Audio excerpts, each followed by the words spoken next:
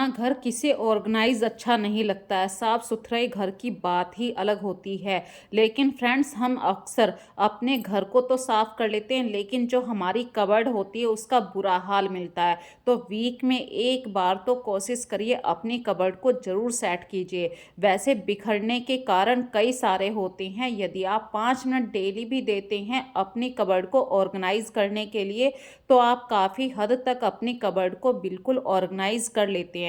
देखिए, घर में छोटे बच्चे होते हैं, उनकी हैबिट होती है कि नीचे से कपड़े पुल कर लेना, और उसकी वजह से हमारी तह खुल जाती है, और यही रीज़न होता है हमारी कबर्ड के बिखरने का।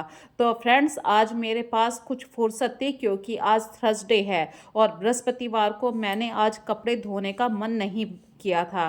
तो सोचा कि किस तरीके से अपनी वीडियो को अपलोड करूं। तो आज सोचा कि चलिए, कबर्ड को ऑर्गेनाइज करके ही आप लोगों के सामने अपनी वीडियो को प्रेजेंट करती हूं। तो सबसे पहले फ्रेंड्स, आपको कबर्ड से जितने भी कपड़े हैं सबको बाहर कर लीजिए, और पूरी कबर्ड को आपको कॉलीन से या गीले कपड़े से साफ कर लेना है।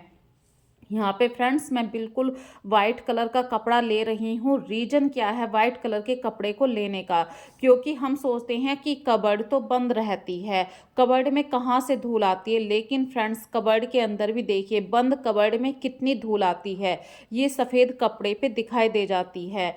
तो जब भी आप कपड़ों को दोबारा से सेट करें, थोड़ी सी बातों का ध्यान रखिए। जैसे कि जो कबर्ड का सरफेस होता है, वहाँ पे ज़रूर आप एक लाइनर, न्यूज़पेपर या फिर कोई भी पुराने कपड़े को ज़रूर बिछा लीजिए। और हो सके अपनी कबर्ड में कोई मतलब सेक्शन डिवाइड वाला इस तरीके के ऑर्गेनाइजर का ज़रूर यूज़ कीजिए। इससे क्या होता है, छोटे बच्चों के जो कपड़े होते हैं वो एक तो साइज में छोटे होते हैं, और बच्चे अक्सर अपने कपड़ों को बखेर दिया करते हैं। तो आपको एक ही लाइन को कवर करना, ये नहीं है कि पूरी लाइन को आपको पूरी कबर्ड को ही संगवाना है या फोल्ड करके दोबारा से अरेंज करना है।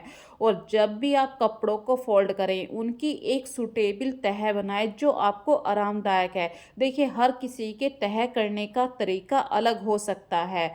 या तो आप डेली प्रेस करिए, या आप लॉन्ड्री में अपने कपड़ों को देते हैं, वहाँ से प्रेस करवा के मंगवा सकते हैं।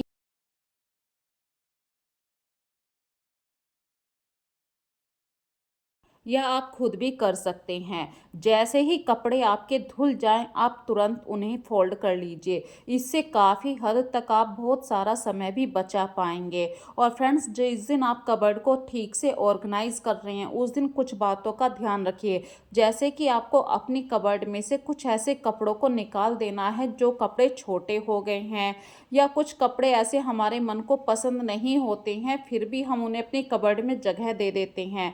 तो ऐसे कपड़ों को भी आप अपनी कबर्ड से ज़रूर निकाल दीजिए। और लाइनर की जगह कुछ ऐसे कपड़े भी बिछा सकते हैं जिनके अंदर सीक्रेट पॉकेट होती हैं।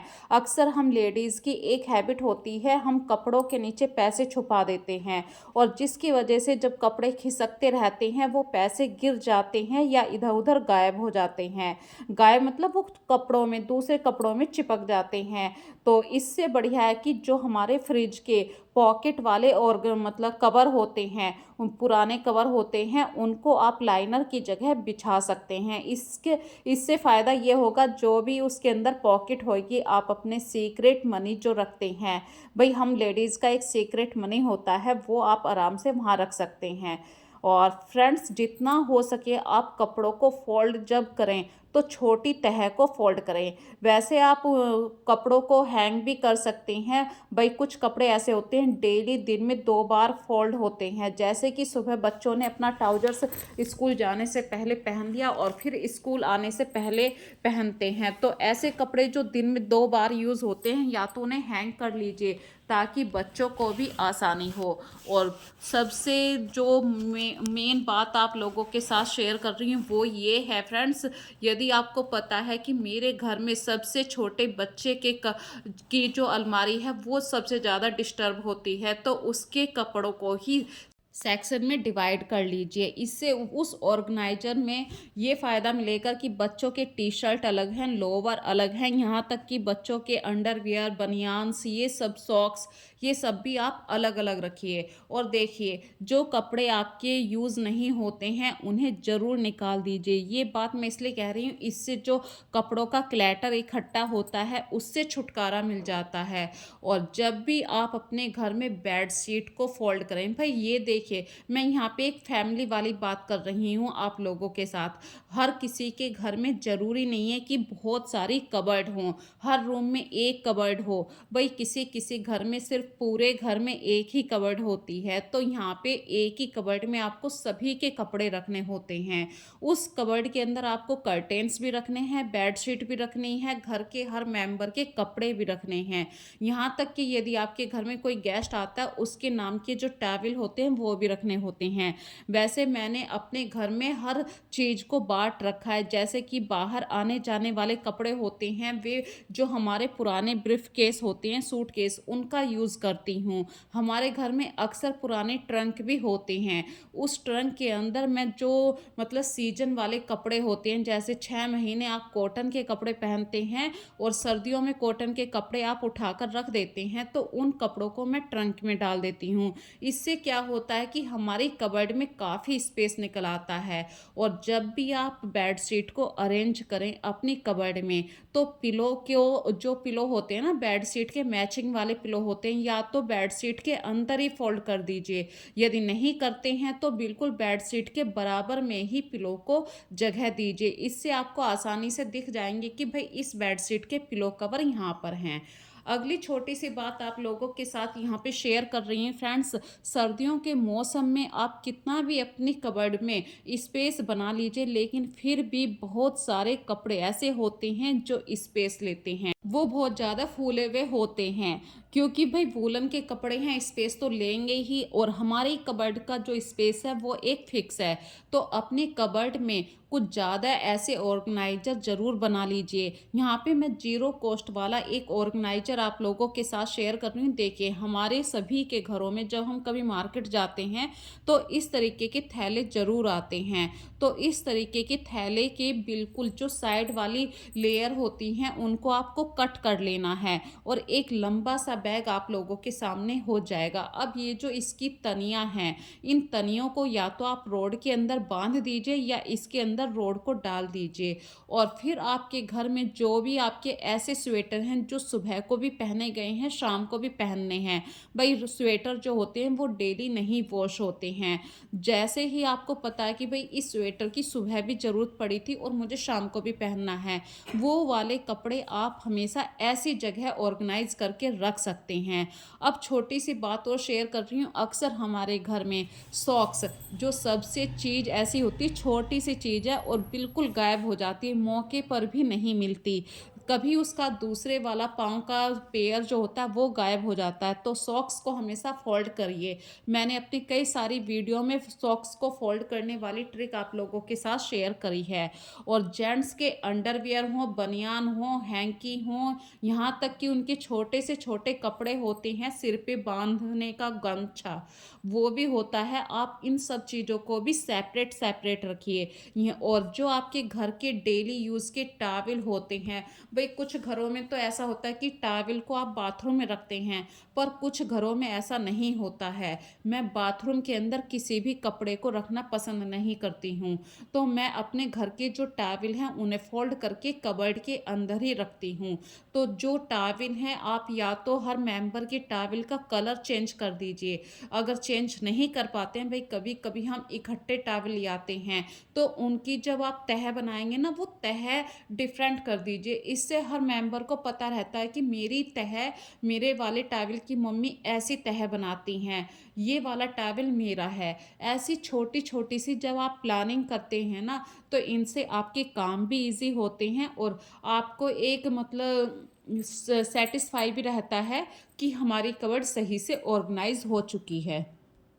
और कभी कभी जो अब हम टॉवल को फोल्ड करते हैं तो रोल वाली जो तह हम करते हैं वो रोल वाली तह खुल जाती है और पुराने टॉवल हो जाते हैं। देखिए इतनी आसानी से तो पुराने टॉवल को फेंका नहीं जाता है। आखिर हम हाउस वाइफ हैं, जब तक टॉवल काफ़ी हद तक घिस ना जाए, उसके छोटे छोटे से रेशे भी निकलने शुरू ना हो जाएं, जब तक हम उन्हें यूज़ करते हैं उसके बाद भी हम उन टॉवल्स को किचन के अंदर यूज़ कर लेते हैं। तो फ्रेंड्स इससे बेस्ट है कि आप टॉवल की डिफरेंट तरीके से तह बना के रखिए। इससे आपके बच्चे भी अच्छी तरीके से पहचान जाते हैं कि ये वाला टॉवल मेरा है। यहाँ तक कि बहुत सारे ऐसे टॉवल होते हैं जो आपको बाहर लेकर जाने होते हैं। हैंकी रूप में जो बड़े बड़े टॉवल होते हैं उनको भी आप रोल करके अपनी कबर्ड में स्पेस दे सकते हैं। बस आपको थोड़े से सेक्शन ज़्यादा डिवाइड करने होते हैं। कपड़ों को आप जितना सेक्शन में डिवाइड करते हैं उतने आपके कपड़े बिल्कुल भी मतलब ख़राब नहीं होते हैं। और हो सके तो कपड़ों को छोटी तह में फोल्ड कीजिए ताकि उनकी तह ना खुले। और कुछ कपड़े ऐसे होते हैं फ्रेंड्स जो डेली नहीं पहने जाते हैं, जैसे किसी शादी प्रोग्राम में गए हैं, वो वहाँ के कपड़े अलग होते हैं, लेकिन बच्चों के कोचिंग क्लासेस के कपड़े अलग होते हैं और कैजुअल कपड़े अलग होते हैं। इसी तरीके से जो वीक में या महीने में कुछ कपड़े पहने जाते हैं, उन कपड़ों को आप अपनी कबर्ड में मत रखिए। उन्हें कुछ ऐसी जगह रखिए जैसे ब्रीफ केस जो होते हैं। हमारे घर में सभी के घरों में ब्रीफ केस ऐसे ही खाली रखे रहते हैं, तो उन ब्रीफ केस का आप यूज़ कर सकते हैं। तो फ्रेंड्स आज की वीडियो आप लोगों को कैसी लगी ज़रूर बताइए। और जो आपकी शादी की पार्टी वियर साड़ियाँ होती हैं, यहाँ पे भी छोटी सी बात शेयर करूँगी। उन्हें यदि आप ब्रीफ केस के अंदर रखते हैं, इससे दो फ़ायदे मिलते हैं। एक तो वो डस्ट फ्री हो जाती हैं, और जो आपका एक ब्रीफ केस होता है उसमें सिर्फ आप अपने ही कपड़े रखिए, उसमें बच्चों के कपड़े मत डालिए। इससे ये फ़ायदा मिलेगा क्योंकि अक्सर बच्चे तो आपके ट्यूशन चले जाते हैं या पढ़ाई के चक्कर में स्कूल में रहते हैं, पर आपको अक्सर बाहर जाना होता है। आप अपने कपड़े तो निकालेंगे ही, साथ में बच्चों के कपड़े भी डिस्टर्ब हो जाते हैं। और बच्चों की जो आजकल सर्दियों में बड़ी बड़ी स्वे मतलब जैकेट होती हैं, फूली हुई जैकेट होती हैं। विंड शीटर तो देखिए बहुत बारीक सी होती है, लेकिन जो ऐसी जैकेट होती हैं जो ज़्यादा सर्दी में पहनी जाती हैं, इनको फोल्ड करने की कई सारी ट्रिक होती हैं। मैं कई सारी ट्रिक आप लोगों के साथ शेयर भी कर रही हूँ वीडियो के अंदर, तरीके तरीके से मतलब नए नए तरीके से इस वीडियो में दिखा रही हूँ। कभी भी इनको इन कपड़ों को आप ऐसे ही मत रखिए कि ऐसे एक दो फोल्ड रखा और आपने तह बना के रख दिया, वो कुछ समय के बाद ही वो तह खुल जाती है। तो कोशिश कीजिए इनको इस तरीके से फोल्ड कीजिए कि इनकी तह ना खुले, क्योंकि इनके अंदर काफ़ी मात्रा में काफ़ी हवा हो जाती है, उसी की वजह से ये कपड़े फूले रहते हैं।